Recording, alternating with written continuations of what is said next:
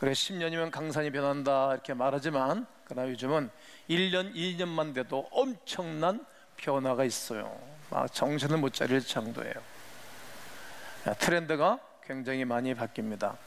서울대 김난도 교수는 2009년도서부터 그가 변화하는 이 사회를 향해서 뭐라고 얘기를 하는가 하면 트렌드 코리아라는 그런 책을 썼어요. 여러분들이 한번 읽어보시면 이 땅을 사는데 매우 유익하지 않을까 그런 생각을 합니다. 세상의 지각 변동은 마치 호흡을 하듯 우리가 호흡은 자동적으로 하는 것처럼 얼마나 빨리 호흡하듯 변해가는지 모릅니다. 지난주에도 언급했듯이 4차 산업혁명은 이 시대에 우리가 미리 좀 주목해 볼 필요가 있고 지각 변동을 대변하는 좋은 변화라고 말할 수 있습니다. 자율주행 자동차, 그리고 로봇, 인공지능, AI, 또 사물 인터넷, 또 전자화폐 등 이런 모든 것들이 세상에는, 또 예전에는 이미 상상도 할 수 없는 일들이 우리 앞에 놓여져 있는 현실입니다. 아주 오래전 조개 껍질을 화폐로 삼았던 그런 시대는 좀 우스꽝스럽지 않습니까? 이제는 종이 화폐뿐만 아니라 카드를 뛰어넘어서 이제는 코인이라는, 비트코인이라는 것이 등장을 해서 이게 도대체 뭐야? 그래서 실은 작년에 지각 변동이라는 설교를 하고 싶었지만 작년에 이런 설교를 하게 되면 교회들이 어리둥절할까봐 제가 절제를 했다가 1년여 동안 참았다가 이런 설교를 하는 것입니다.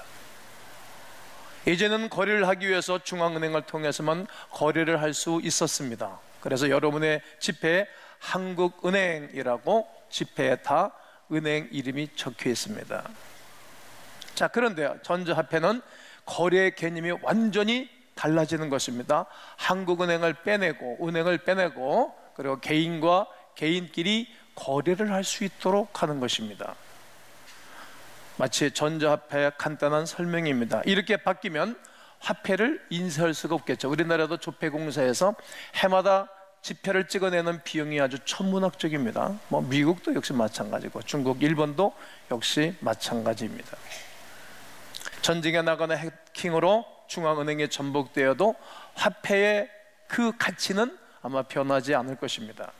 물론 그와 함께 전자화폐의 단점도 아주 많이 있습니다만 엄청난 지각 변동이 일어나고 있다는 것을 저는 이 시간에 말씀드리고 있는 것입니다. 세상의 중심이었던 교회도 14, 15, 16세기 그 르네상스로 인하여 완전히 뒤잡혀졌습니다. 뒤집어진 거예요. 예술, 문화, 학문, 계급, 삶이 완전히 지각 변동하였습니다. 본질이 변한 것입니다. 바뀌어지는 거예요. 하나님이 맨 처음에 창조하셨던 것이 아름답고 좋았던 것입니다. 그래 점점 세월 가면서 나빠지는 거예요. 보시기에 좋았던 모든 것들이 사람의 손에 의하여 점점점 하나님이 창조하신 모든 세계로 이탈하고 탈바꿈하고 있다는 말입니다. 썩어지지 않는 하나님의 영광을 썩어질 사람과 그리고 새, 짐승, 기어다니는 동물 모양의 우상으로 바꿔버리는 거예요. 말 그대로 가장 좋았던 것을 포기하고, 정말 좋은 것들을 포기하고 세상에서 길을 찾는 거예요. 영원한 영광을 내던져버리고 우상과 썩어질 육체로부터, 세상 것으로부터 모든 삶의 가치를 찾고자 하는 세대입니다. 어둠에서 빛으로 인도했던 하나님의 완전한 사랑을 내동댕이 쳐버리고 빛에서 어둠으로 돌아가 우매한 삶을 살아가는 현 세대의 말입니다. 또 그 중에 우리도 한 사람으로 남아있겠지요.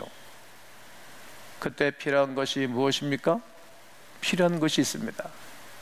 그때 우리에게 필요한 분이 계십니다. 지난주에 창조의 하나님 붙잡고 이 세대를 우리가 승리할 수 있다고 말씀하신 것처럼 나를 지으신 분을 붙잡아야 될 것입니다. 그분은 누구이실까요? 네, 바로 예수 그리스도. 그분을 우리가 붙잡으셔야 합니다. 저는 어둠에서 빛으로 이어 하늘에서 이 땅으로, 이런 제목으로 지각 변동의 추이를 이동시키고자 합니다. 지각 변동의 축을 이동시켜드리고 싶은 것입니다. 여러분의 생각을, 가치를 말입니다. 오늘 성경 본문을 보겠습니다. 예수 그리스도께서 요단에 이르러 세례를 받게 되어집니다. 누구를 통해서요? 세례 요한을 통해서 받게 됩니다. 예수님께서는 어렸을 때부터 메시아적 사명을 인식하고 살았어요. 인식. 누가복음 2장 49절에 예수께서 이르시되 어찌하여 나를 찾으셨나이까? 이 말씀은 무슨 말씀인 것인가 하면, 유월절 제사를 드리고 고향으로 돌아가는 가운데, 걸어가는 가운데 아들 예수가 보이지 않는 거예요. 그래서 사흘길을 다시 올라가서 예루살렘에 올라가니까 서기관과 바리새인들과 우리 주님이 이야기하는데 그들이 혀를 끌끌 차고 그들이 쩔쩔매는 거예요. 그런 가운데 야, 참 귀하도다 놀랍도다. 그런 가운데 그 예수님을 만난 거예요. 그의 부모들이 네가 어떻게 나한테 이렇게 할 수 있겠니? 그러니까 그때 대답이, 내가 내 아버지 집에 있어야 할 줄을 왜 알지 못하시나이까? 이렇게 대답한 말씀이 되겠습니다. 그런데 그의 어머니 마리아는 마음에 두었다라고 성경은 기록해 놓고 있습니다. 이렇듯 예수님께서는 이미 오래전부터 그가 소명을 깨닫고 이제 요단강가에 이르렀다는 것을 알 수 있습니다. 세례요한은 예수님을 알아보았습니다. 오히려 자신이 예수님께 세례받기를 청하였던 것입니다. 그러나 예수님께서 뭐라고 말씀하십니까? 마태복음 3장 15절에 예수께서 대답하여 이르시되 이제 허락하라. 허락해라. 우리가 이와 같이 하여 모든 의를 이루는 것이 합당하니라 하시니 이에 요한이 허락하는지라. 예수님과 세례요한은 이종사촌간입니다. 6개월 먼저 태어났습니다. 그 세례요한이 말이죠. 그렇지만 그 어머니하고 친했기 때문에 그들은 내통하는 것이 있었어요. 어렸을 때 자기도 태어난 것이 하나님의 성령이 역사하신 가운데 세례요한도 태어났고 어머니로부터 아버지로부터 들었을 거 아닙니까? 계속적으로 말이죠. 그러니까 가정에서 부모에게 제일 중요한 거예요. 그리고 예수님 자신도 어렸을 때 누구로 하여금 하나님 본체신 그에게 마리아에게 하나님의 성령이 임했던 이야기, 또 요셉 아버지로 하여금 들었을 거 아니겠습니까? 야, 너는 그의 길을 예비하는 자라고 아는 거예요. 세례를 받으러 오니까 내가 주님께 세례를 받아야 되는데 왜 이렇게 할 수 없습니다. 나는 주님의 신들매도 불기도 감당할 수 없는 자입니다. 이렇게 말할 때, 야, 이게 인간의 의를 이루는 것이다, 이렇게 말씀을 하는 거예요. 예수님께서 스스로 이 땅에 백성들과 같이 되었다는 사실을 세례를 통해서 나타내 보이는 것입니다. 또한 하나님의 명령하신 모든 의를 이루는 일에 순종하기 위하여 세례 받기를 원하셨던 것입니다. 이제 예수님께서는 자신의 사적인 삶을 마치고 자신의 사적인 삶을 마치고 이제 공적인 삶을 들어가는 거예요. 공적인 삶. 모든 죄인을 대신해서 회개의 세례를 받음으로, 회개의 세례를 예수님이 받음으로 하나님의 어린 양이 된 것입니다. 하나님의 대성물이 된 것입니다. 이튿날 요한이 예수께서 자기가 나오심을 보고 이르되 보라, 세상자를 지고 가는 하나님의 어린 양이로다. 이것은 구약적 성경을 배경으로 사도 요한이 하는 말입니다. 그에게 제사는 두 양을 잡아서 한 양은 제비를 뽑아 머리에 제사장의 안수에서 죄를 전가시키고 번제로 드리고, 한 양은 뽑아서 건강하고 그런 양을 뽑아서 이스라엘 모든 죄를 그에게 덮여씌우고 몰아서 광야로 보내는 거예요. 광야 나가면 물이 없어요. 먹을 게 없어요. 그냥 죽는 거예요. 온 인류의 죄를 그에게 다 뒤집어씌우고 예수가 죽는 거예요. 이 요한이 잘 본 거예요. 예수님은 여러분의 죄, 내 죄, 인류의 모든 죄를 짊어지고 죄의 짐을 짊어지고 광야를 가서 붙잡혀 죽는 것입니다. 예수 그리스도께서 세례를 받는 이 장면은 실로 아주 중요하고 또 정말로 중요한 대목이 되겠습니다.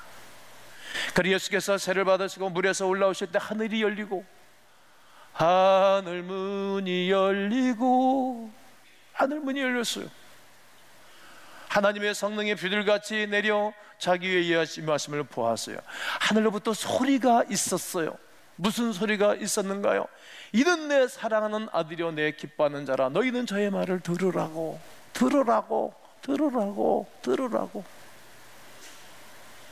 말라기 선지자 이후에 400년 동안 침묵을 깨는 거예요. 여러분, 사람도 인간관계 서운하면 말하기 싫잖아요. 그리고 부부 사이도 어려워지면 어느 사람은 쫓아다니면서 말 걸고 그런다 그러더구만 피하고 말 안 하려고 그러잖아요.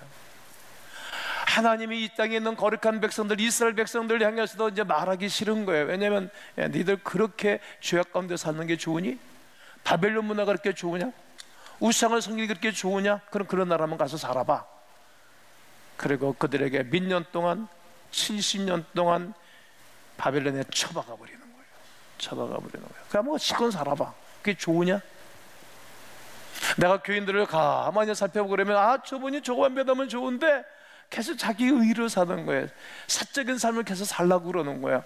예수 그리스도의 사람은 공적인 삶을 살아야 되는데 사적인 삶을 잠깐만 살아요. 그러니까 하나님이 이리 쿵 쳐박아 버리고 저리 쿵 쳐박아 버리고 이 쿵 쳐박아 그리고 뭐 엉엉 울고 또 회개하고 늘 연단과 훈련받다 인생을 소홀해요. 난 이거를 알아요. 그렇게 좋으냐? 그래, 너도 70년 동안 내가 한번 쳐박아 볼게. 그래, 70년 동안 나라 뺏기고 어려움당하고 고통당하고 유린당하는 가운데 이게 우리가 뭐냐? 왜 우리가 이렇게 선민이 이스라엘 백성들이 말이야 저 이방인들한테 우리가 짓밟혀 살아야 되냐? 도대체 뭐냐? 토라 가져와, 성경 가져와. 성경 보다가 그들이 여호와를 떠난 것을 사슬 깨달고 일할 수 없도다. 그리고 그들이 기도하는 거예요. 빨레트에서 열방 맺힘이라서 애타서 빨래만 냅다 잡아 패는 거예요. 죄악을 잡아 패야 되는데 빨래만 냈다 박매점을 하면서 그들이 노래하다가 기필코 70년 됐을 때 당신의 약속대로 그들을 본국으로, 바벨론이 아무리 강한 나라를 할지라도 하나님이 고레스 한 나라를 세워서 그가 하나님의 사람으로 성령의 감동을 받고 모든 열방과 민족과 소수민족은 고향으로 돌아가라, 고국으로 돌아가라. 이것이 고레스 칙령. 그래서 그들은 70년 만에 본국으로 돌아오는 거예요. 와, 놀라운 하나님의 약속이 이루어지는 겁니다. 하늘문이 열리고 하나님이 인간들에게 주시는 말씀이 이 말씀이셨습니다. 너희는 저의 말을 들으라. 내 기뻐하는 자라고. 의인 없느니 하나도 없다 이렇게 말씀하셨는데 하나님이 정말 의인으로 취급한 분이 한 분 계셨으니 그 이름이 예수 그리스도라는 말이에요. 메시아 시대에 도래가 있음을 알리는 분명한 징조, 하나님의 소리입니다. 내 사랑하는 아들이요 내 기뻐하는 자라고. 소위 고난받는 종의 노래, 고난받는 종의 노래가 이사야서 42장에 떠오르는 대목입니다. 이사야서 42장 1절에 내가 붙드는 나의 종, 내가 하나님이 내가 붙드는 나의 종이 있다. 예수, 내 마음에 기뻐하는 자 예수. 모든 사람들은 죄악 가운데 사고 자기 멋대로 살기를 원하나 예수만이 내 마음대로 사는구나. 내가 택한 사람을 보라. 예수. 내가 나의 영 성령을 그에게 주었은 적 예수. 예수가 이방에 정의를 베풀 것이라고. 하나님께서는 예수 그리스도를 고난의 종으로 그리고 당신의 사랑하는 아들로 인정하여 사용하시겠다라고 이미 구약 성경에 누누이 예언하셨고 그분이 땅에 도래하고 오신 것입니다. 하늘에서 이 땅으로 말이죠. 예수님의 공생애에서 세를 받는 위대한 사건은 이렇게 굉장히 중요한 포인트입니다. 어떻게 보면 터닝 포인트, 돌아서는 것입니다. 수많은 사람 앞에 하나님께서 어떻게 친히 인정하신 거예요. 사람은 인정받기를 원하죠. 어디 가나 문제를 나한테서 찾아야지 당신에게서 찾았으면 평생 문제가 해결되지 않잖아요. 나의 부끄러움을, 나의 연약함을 찾을 줄 알아야 되고, 그리고 그 하나님이 나를 인정할 때까지, 그리고 직장에 가도 회사 가서 리더한테, CEO한테 인정받지 못하는 사람은 잘못 사는 거 아닌가요? 자기에게서 찾아야 되겠지 CEO에서 찾아야 되겠어요? 하나님께 인정받지 못하는 것도 하나님에게서 찾으면 해결되겠어요? 나에게서 찾아야 되겠죠. 그러면 내가 변화하겠죠. 하나님이 인정하는 참 하나님의 사람이 될 겁니다. 400년 동안 하나님 당신을 드러내지 않고 감춰 계시다가, 숨어 계시다가 드디어 사람들에게 음성을 들려주셨습니다. 이는 내 사랑하는 아들이여 내 기뻐하는 자라고 말이죠. 너희는 저의 말을 들으면 인생에 살 길이 있다라고 말하는 것입니다. 모든 것을 예수님을 위하여 준비하시고 일하신 것입니다. 그리고 예수 그리스도의 공생애로 인하여 무엇이 완성된 것입니까? 도대체 하늘에서 이 땅으로 오신 예수 그리스도의 그의 우심과 그리고 그가 세를 받으시고 공생애가 시작한 이후에 무엇을 주신 것인가? 10가지입니다. 그에게 예언이 성취됨으로 율법을 완성하였습니다. 내가 율법이나 선지를 폐하러 온 줄로 생각하지 말아라. 폐하러 온 것이 아니요 뭐하게 하려 함이라? 완전하게 하려 함이라. 우리 하나님을 찬양할 때 하나님 이렇게 찬양했지 않습니까? 완전하신 나의 주. 하나님만이 완전하시다는 거예요. 구약의 예언이 성취되는 것이고 죄인들을 회개하게 하며 모든 죄에서 구원하시는 것입니다. 모든 죄에서. 에베소 1장 7절에 우리는 그리스도 안에서 그의 은혜의 풍성함을 따라, 예수 안에서 은혜의 풍성함을 따라 예수의 피로 말미암아 속량 곧 죄 사함을 받았느니라. 할렐루야. 그 주님이 우리에게 죄를 용서해 주고 난 다음 참 자유를 주신 겁니다. 참 자유. 자유 중에서도 참 자유가, 이 자유가 인간관계 1대1의 자유도 중요한데 말이죠. 하나님과의 모든 사람 앞에서 자유할 수 있는 거예요. 대인은 자유한 거예요. 어려도 힘들어도 불편해도 자유로운 거예요. 그게 대인인 거예요. 소위는 뚝딱선때 이리 흔들리고 저리 흔들리고 그러죠. 믿음이 없으면 더욱더 롤링을 하겠죠. 참 자유. 로마서 8장 2절에 바울은 로마인 교회들에게 이는 그리스도 예수 안에서, 예수 안에서 성령의 생명의 성령의 법이 죄와 사망의 법은 너를 해방, 참 자유를 준 겁니다. 그리고 하나님의 뜻을 행하게 하시는 거예요. 하나님의 뜻. 많은 사람이 하나님의 뜻을 찾는다고 뭐 그렇게 하나님의 뜻을 안다고, 하나님의 뜻은 어려운 쪽을 선택하는 거예요. 힘든 쪽을 선택하는 거예요. 좁은 문 좁은 길로 가는 것입니다. 넓은 길은 세상 길 아니겠습니까? 그래서 사람들은 다 하나님의 뜻이라 그러고 자기 편한 길로 선택하는 거예요. 여러분, 나한테 여러분들이 상담하러 물을 때 상담하기 전에 이미 우리는 생각해 보는 거예요. 성경대로 좁은 길, 좁은 문으로 내가 가는 것인가, 내 육신의 편한 길로 걸어가는 건가, 정답에 보면 이미 답이 나오는 거예요. 하나님의 뜻은 이런 거예요. 예수께서 이르시되 나의 양식은 나를 보내신 이의 뜻을 행하며, 나 예수를 보내신 하나님의 뜻을 행하는 거예요. 그의 일을 온전히 이루는 이것이라고. 예수를 전해줘서 예수를 받아들이고 예수를 먹는 사람은 영원한 생명의 떡으로 영원히 삽니다. 이것이 하나님의 뜻입니다. 복음적인 삶을 살아가는 거예요. 인류의 모든 고통을 그가 공생애로 하여금 짊어지셨습니다. 베드로전서 2장 24절에 친히 나무에 달려 그 몸을 우리 죄를 담당하셨으니 이는 우리로 죄에 대하여는 죽고, 뭐가 되어 죽고요? 죄, 세상의 본질과 인간들의 본질, 죄악의 본성 가운데 있는 이로야 그 보좌를 버리기 땅에 오셨어요. 가장 좋은 것을 버리고 피진리 가운데 살고 있는 그 이들을 위하여 예수께서 이 땅에 오신 것입니다. 하늘에서 이 땅으로 말이죠.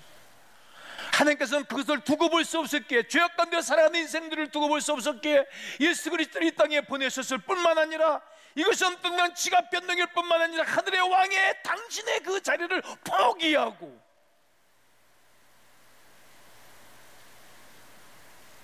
낮고 낮은 곳으로 내려오신 것입니다. 그 예수 믿기만 하면 위대한 기회가 주어집니다. 아직까지 그리스도를 나의 개인의 구세주로 영접하시지 않는 분이 있다면 우리 이 시간에 은밀한 기도를 드리고 그 주님이 나의 주님이 되기를 원합니다. 우리 집안에, 우리의 기업에, 우리의 교회에, 우리의 소그룹에, 우리의 삶 속에 그 주님이 나를 다스리도록 말이지요. 예수님 오시기 전 사람들은 죄를 씻기 위하여 제사를 드렸습니다. 흠없는 어린 양을 잡아서 제사를 드렸습니다. 제사장이 그 제사를 이끌어 갔습니다. 제사장이 없으면 죄를 씻을 수가 없습니다. 그러나 예수님이 십자가 달리고 벌하심으로 지성전, 성전, 휴장이 찢어졌습니다. 더 이상 제사장을 통해서가 아니라 이제는 예수 그리스도 한 분만으로 어린 양 되시는 예수 그리스도의 대속의 제물로 우리에게는 그 구원의 은총을 누리고 승리할 수 있는 길을 베풀어 주신 것입니다. 제가 30시간에 경제에 대해서 얘기하고 시대에 대해서 얘기했어요. 화폐에 대해서도 얘기했어요. 이제 저는 이제 중앙은행이 없더라도, 제사장이 없더라도 예수님으로 인하여 여러분과 내가 구원을 받고 승리할 수 있게 되는 것입니다. 계시록 1장 6절을 다 함께 한번 큰 목소리로 한번 읽겠습니다. 시작. 그의 아버지 하나님을 위하여 우리를 나라와 제사장으로 삼으신 그에게 영광과 능력이 세세토록 있기를 원하노라. 아멘. 이것이 놀라운 영적 지각 변동입니다. 하늘에서 이 땅으로 오신 주님은 이유가 하나가 있어요. 여러분과 나를 자녀 삼으시려고. 그러면 어느 부모가 자녀를 내치는 부모가 어디 있겠어요? 부모는 죽어도 자식은 살리고, 자기는 정말 뼈가 부서지도록 일해도 자식들은 행복하게 살도록 하는 게 부모의 마음 아니겠습니까? 이 땅에서 보좌를 버리고 이 땅에 오신 그 주님, 우리를 구원받은 거룩한 백성들은 하나님의 방법대로 지켜주십니다. 인도해 주실 것입니다. 11절 11장 16절에 그들이 이제는 더 나은 본향을 사모하니, 하늘에 있는 것인데 하나님의 그들이 하나님이라 일컬을 받으시면 부끄러워하지 아니하시고, 그들을 위하여 뭘 예비하셨느니라? 한 성을, 천국을 예비해 놓으시고, 또 이 땅에 또 거룩한 백성들이 살아갈 수 있도록 인도해 주실 것입니다. 사랑하시는 사는 성도 여러분, 위를 바라보십시오. 이 땅에 오신 주, 부활하셔서 이제는 영광스럽게 가서 앉아 계신 주님을 바라보는 것입니다. 그게 사모하는 본향입니다. 하늘에서 이 땅으로 오신 주님은 이를 위해서 오셨어요. 왜 이제 왔어요, 여러분?